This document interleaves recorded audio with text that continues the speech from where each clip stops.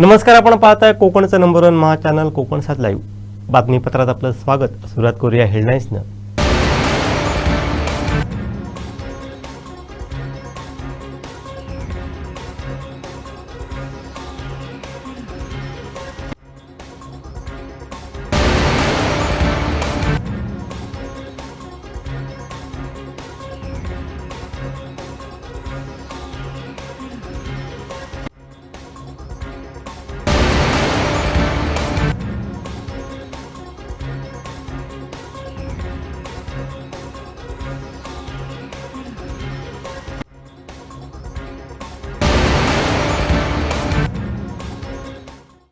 आता पाहूया सविस्तर बातम्या. मुंबई गोवा महामार्गावर पावशी घावनाळे फाटा इथं सावंतवाडीहून कणकवलीच्या दिशेने जाणाऱ्या भरधाव कारला अपघात झाला. पावसाच्या पाण्यामुळे रस्त्याची लेन निसरडी बनल्यानं चालकाचं कारवरील नियंत्रण सुटलं आणि कार दुभाजकावर चढली. त्यानंतर विरुद्ध बाजूने दुसऱ्या बाजूच्या लेनवर उतरली. हा अपघात काल दुपारी 2:45 वाजण्याच्या सुमारास झाला. या सुदैवानं कोणालाही दुखापत झाली नाही.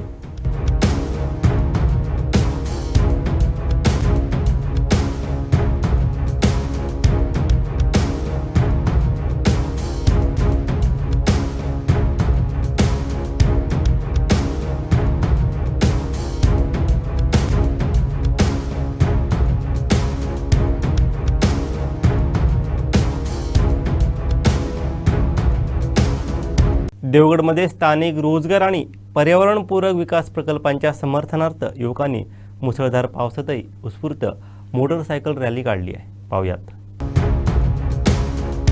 जे प्रकल्प कोकणात येतात त्याचं राजकारण करू नका, हा संदेश देण्यासाठी आज ही तरुणाई मंडळी इथे एकटवलेली आहे. आम्हाला देवगडमध्ये द्या, रोजगार द्या, पर्यावरणपूरक द्या असा संदेश देण्यासाठी आज ही तरुण एकटवलेली आहेत. आता या रॅलीला थोड्याच वेळात सुरुवात होणार आहे.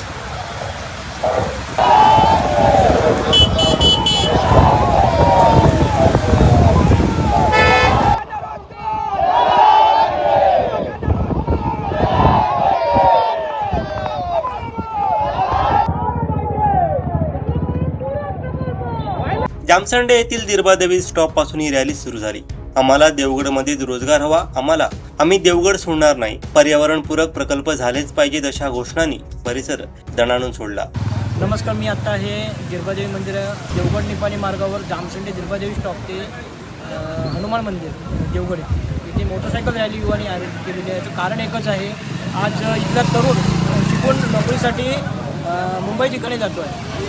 त्यामुळे बेकारी इथे वाढली, इथे उद्योगधंदे यावेत, पर्यावरणपूरक उद्योगधंदे यावेत या उद्देशाने इथल्या तरुणांनी एकत्र येत एक मोटरसायकल रॅली काढण्याचा निश्चय केलेला आहे. आपण बघू शकता हे सगळे तरुणाचे इथे असे एकत्र झालेले आहेत आणि ही मोटरसायकल रॅली आत्ता थोड्याच वेळात ही चालू होणार आहे. आपल्यासोबत आहे तिथले युवा आहेत, आपण त्यांच्याकडून विचारून घेऊया. आपण त्यांच्याकडून युवक आहेत, आपण काय सांगाल?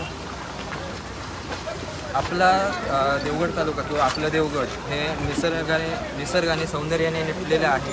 आंबा काजू व्यवसाय इत्यादी आणि पर्यटनसुद्धा इथे खूप आहे. आणि एवढं सगळं असूनसुद्धा येथील जी सुशिक्षित पिढी आहे ती किंवा युवक आहेत, तरुण आहेत, तरुणी आहेत, त्या सुशिक्षित असूनसुद्धा आज मुंबई पुणे यांसारख्या ठिकाणी नोकरीसाठी जात आहेत, रोजगारासाठी जात आहेत. तर ते कुठेतरी थांबायला हवं आणि आम्हाला देवगडातच रोजगार मिळायला हवा, देवगडातच रोजगाराच्या संधी आम्हाला मिळायला हव्यात, निर्माण व्हायला हव्यात. याच्यासाठी आम्ही सर्वजण आज देवगडातले युवक एकत्र आलो आहोत आणि या बाईक रॅलीचं मी आयोजन केलेलं आहे. आम्ही आज जे खरोखर देवगडला बघतोय ना की जे बरेच लोक मुंबईला गेले आहेत, त्यांना तिकडे काम मिळतं आहे, पण आता इथे सुद्धा काही लोक आहेत की ज्यांना मुंबईला जायचं आहे कामाला, पण त्यांची राहायची सोय नाही आहे. तर आता आम्हाला जे संधी जर मिळत असेल नवीन रोजगाराची, हे सरकार आम्हाला जर देत असेल तर त्याचा आम्हाला खरोखर फायदा घ्यायला पाहिजे ना की उगाच. आणि हे जे पहिलं सिंधुदुर्गामध्ये जे प्रकल्प येतात त्याच्यावरती ते हो न हो, पण ह्याच्यावर राजकारण जे जरूर होतं ना ते थांबायला पाहिजे आणि मूळ मुद्दा काय आहे तो जाणून घेऊन त्याच्यावरती अभ्यास करून नंतरच पुढची प्रक्रिया केली पाहिजे. साधारण तुम्ही किती युवक आहात इथून? इथे आम्ही आता जवळपास एक 150-200 लोक आहोत पूर्ण देवगड. आमच्या आईवडील शेतकरी असल्यामुळे आम्हाला मुंबई पुणेसारख्या शहरामध्ये आम्हाला घर भाडं हे परवडत नाही आणि आम्हाला हा रोजगार इथेच मिळावा, या देवगड तालुक्यातच मिळावं. आणि जे काही हे राजकारण होत आहे की अणुऊर्जा प्रकल्प वगैरे यासारखे येऊ नये, ते इथेच राजकारण थांबवावं आणि आम्हाला इथे नोकरीची व्यवस्था करावी सरकारने. आम्ही आज शेकडोच्या संख्येने इथे जमलो आहोत, कारण आम्हाला आता आमच्या पुढील पिढी आणि आम्हाला सुद्धा, आम्हा युवक पिढीला सुद्धा आता आमच्या मातीत इथेच आम्हाला देवगडमध्येच रोजगार हवा आहे. आणि देवगडमध्ये जर पर्यावरणपूरक प्रकल्प येत असतील तर त्याचं आम्ही स्वागत करायला तयार आहोत. पर्यावरणपूरक प्रकल्प येत असतील तर आम्ही देवगडातील युवक सर्व त्यांचं स्वागतच करत आहोत. आणि देवगडात हा रोजगार युवकांना मिळालाच पाहिजे. कुणाला नोकरी धंद्यासाठी जातात त्यांना निदान आपल्या गावात काम करण्याची संधी मिळावी, आपल्या कुटुंबासोबत काम करण्याची संधी मिळत असेल तर आम्ही त्यांचं स्वागतच करत आहोत. जामसंडेमधून सुरू झालेली रॅली देवगड शहरातून काढत देवगड तहसीलदार कार्यालय येथे पोहोचली. तिथं रॅलीची सांगता झाली. हातात घोषणाफलक आणि आम्हाला देवगडमध्ये रोजगार हवा असे टी शर्ट परिधान करून युवकांनी शासनाकडे स्थानिक रोजगाराची मागणी केली. रोजगारासाठी स्थलांतर नको तर आपल्या गावातच विकास आणि रोजगाराच्या संधी उपलब्ध करून द्याव्यात अशी भावना यावेळी व्यक्त करण्यात आली. पर्यावरणाचा समतोल राखणारे उद्योग उभे राहून स्थानिक युवकांच्या हाताला काम मिळावं हीच रॅलीची प्रमुख मागणी होती. देवगडातच रोजगार मिळावा यासाठी ही रॅली काढण्यात आली होती. आणि या रॅलीची ही संपूर्ण जामसंडेमधून सुरुवात झालेली ही रॅली देवगड तहसीलच्या इथे येऊन या रॅलीची समाप्ती झालेली आहे. कॅमेरामन साहिल दैगावकरसह स्वप्नील लोके, कोकण लाईव्ह, देवगड. महाराष्ट्राची चेरपुंजी म्हणून ओळखल्या जाणाऱ्या आंबोली घाट परिसरात विकेंडला मुख्य धबधब्यासह परिसरात पर्यटकांनी वर्षा पर्यटनासाठी गर्दी केली. आंबोली गळे आणि चौकुळकडे पर्यटकांची पावलं वळताना पाहायला मिळत आहेत.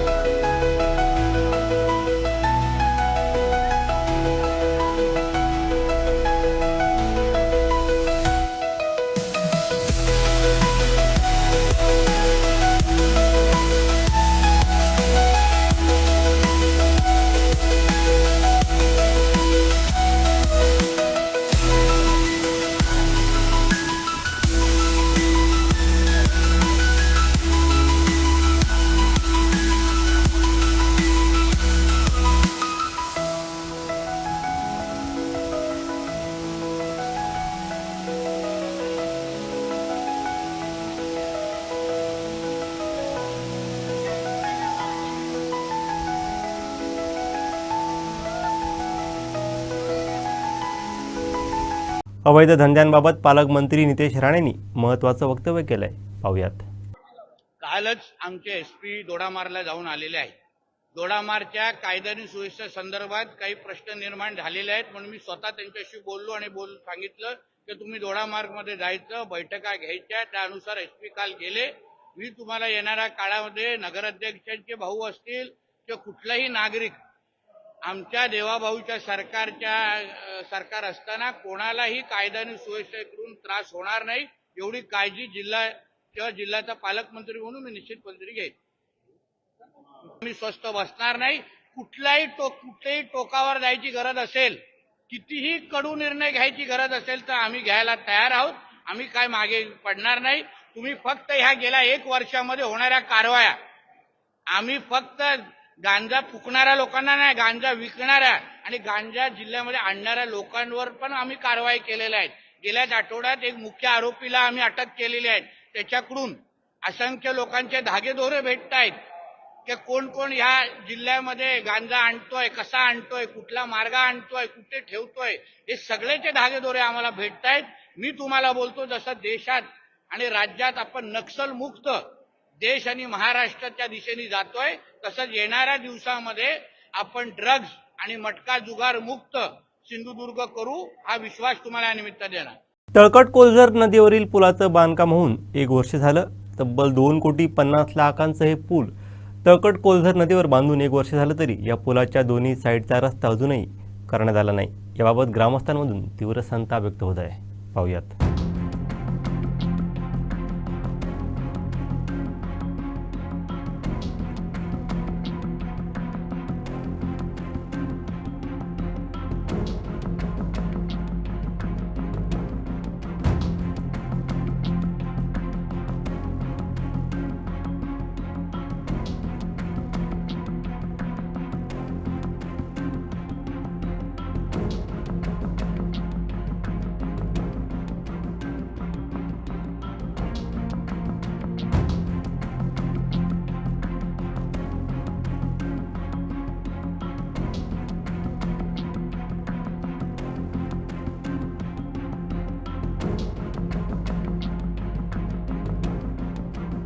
पावसाच्या दमदार आगमनानंतर माडखोल धरण ओव्हरफ्लो झालं असून हे विलोभनीय दृश्य अनेकांनी आपल्या कॅमेऱ्यात कैद केलं आहे. पाहूयात.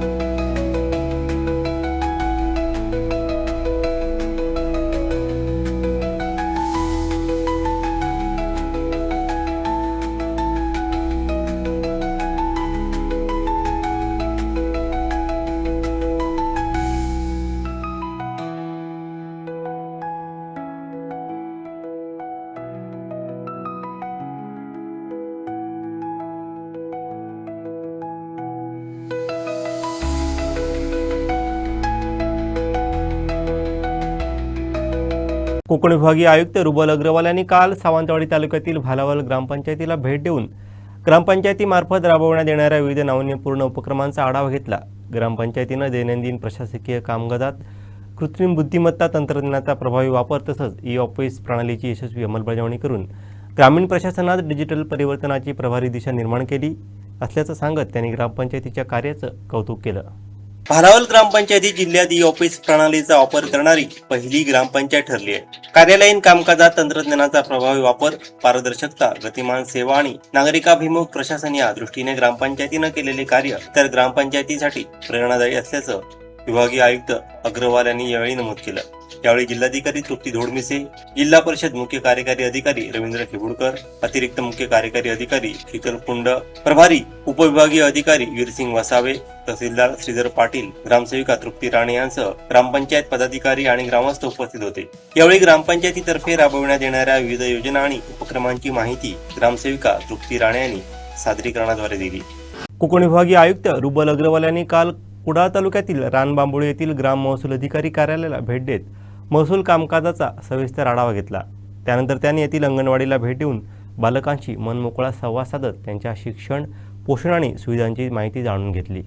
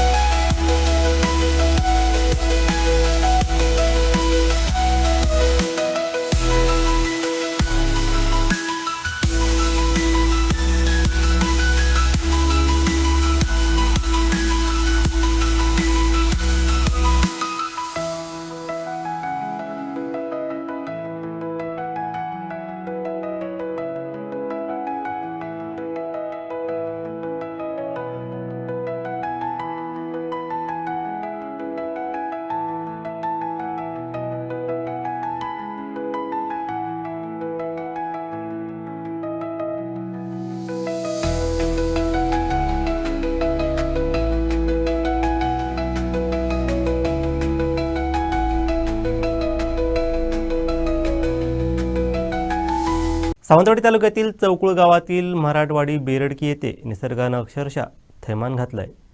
शनिवारी पहाटेच्या सुमारास प्रचंड वेगाने सुटलेल्या वादळी वाऱ्यासह मुसळधार पावसानं चक्रीवादळासारखी परिस्थिती निर्माण केली.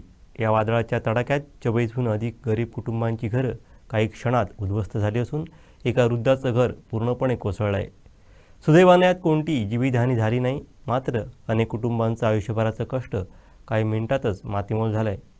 शासकीय अधिकारी कर्मचारी पंचनामा करण्यासाठी घटनास्थळी पोहोचले नसल्यानं प्रशासकीय अनास्थेबद्दल तीव्र नाराजी ग्रामस्थांनी व्यक्त केली आहे.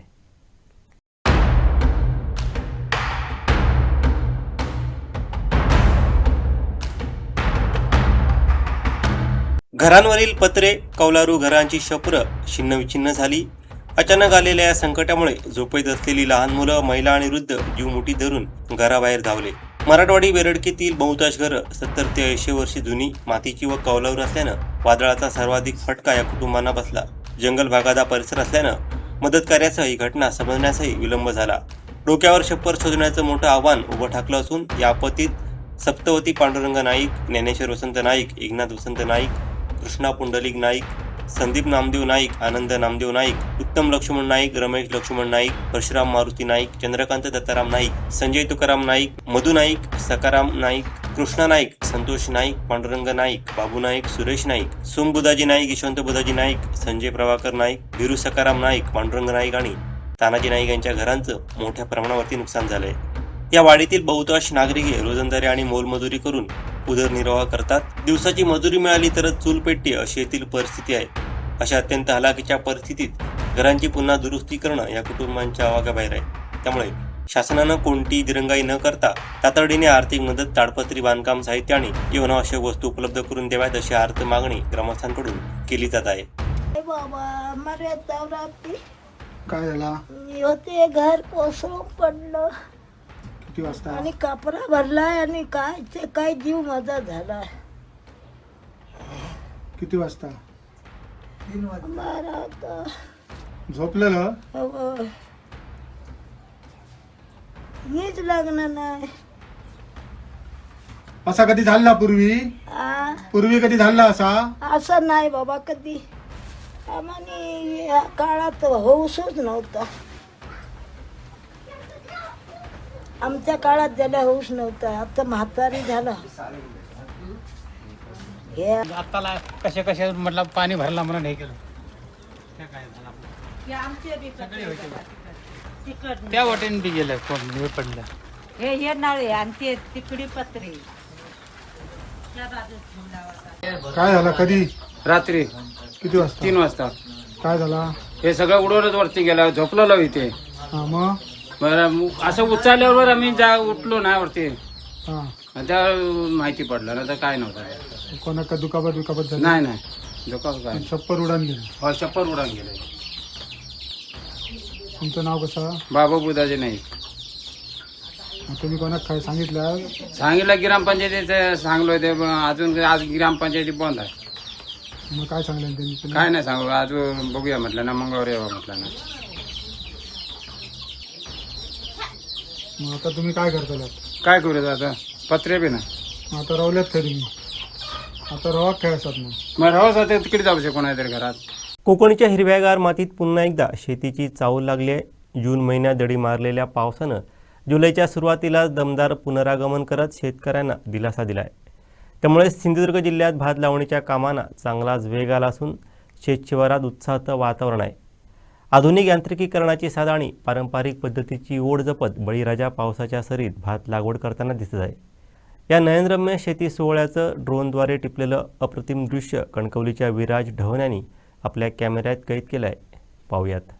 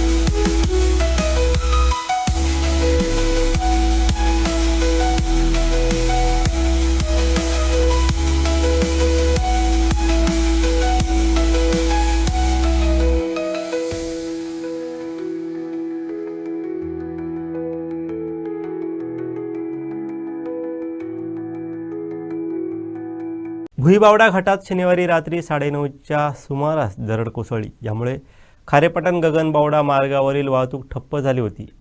सार्वजनिक बांधकाम विभागानं तातडीने JCBच्या सहाय्यानं दरड हटवून एकेरी वाहतूक सुरू केली होती.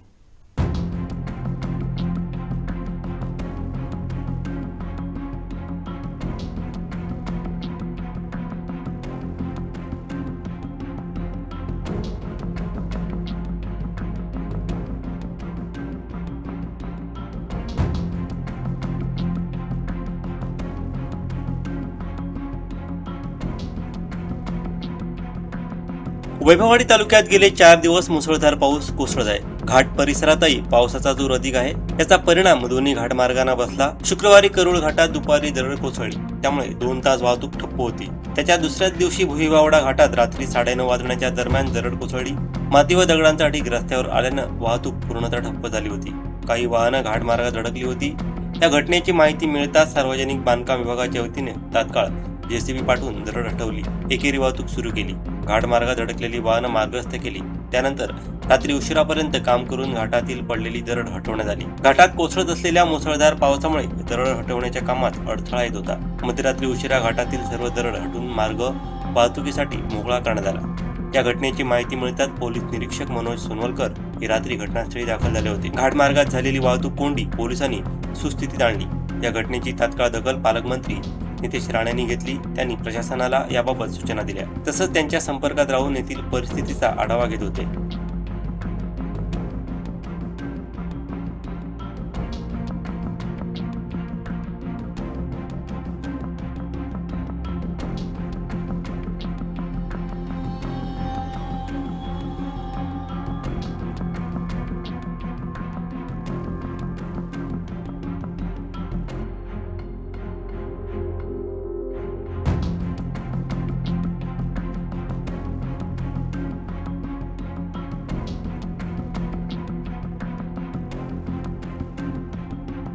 मालवण तालुक्यात रात्रीपासून सुरू असलेल्या वादळी वाऱ्यासह मुसळधार पावसामुळे जनजीवन विस्कळीत झालं होतं. या पावसाचा फटका मालवण आचरा मुख्य मार्गालाही बसला असून हडी इथं रस्त्यावर 2 मोठी झाडं कोसळल्यानं या मार्गावरील वाहतूक पूर्णपणे ठप्प झाली होती.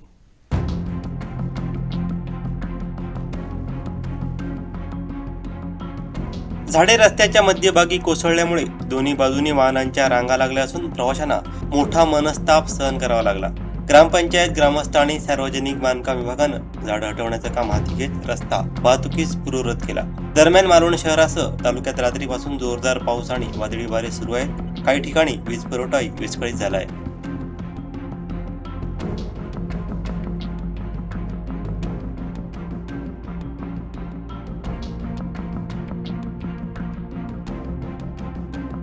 शेवटी ठळक घडामोडी पुन्हा एकदा.